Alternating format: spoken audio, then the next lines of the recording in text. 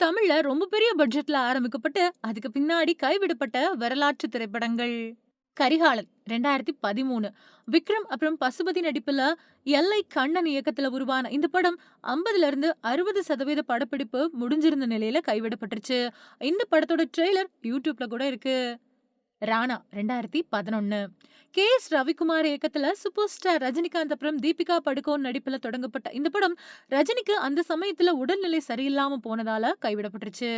மருதநாயகம் 1997. கமல்ஹாசனோட கனவு திட்டமான இரண்டாம் எலிசபெத் ராணியோட முன்னிலையில பெரிய பட்ஜெட்ல தொடங்கப்பட்ட இந்த படம் பட்ஜெட் பற்றாக்குறையால நிறுத்தப்பட்டுருச்சு.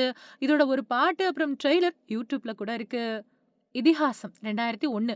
சிட்டிசன் வெற்றியை தொடர்ந்து அஜித் அப்புறம் சரவண சுப்பையா கூட்டணியில உருவாக இருந்த இந்த படம் முதல் பார்வை போஸ்டர் மட்டுமே வெளியானதுக்கு பின்னாடி கைவிடப்பட்டுருச்சு.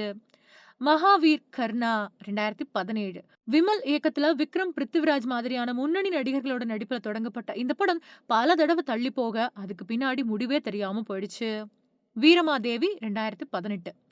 விசி வடிவுடையான் இயக்கத்துல சன்னி லியோன் அப்புறம் நவ்தீப் நடிப்புல பிரம்மாண்டமா தொடங்கப்பட்ட இந்த படம் ஏதோ காரணத்தினால கைவிடப்பட்டுருச்சு.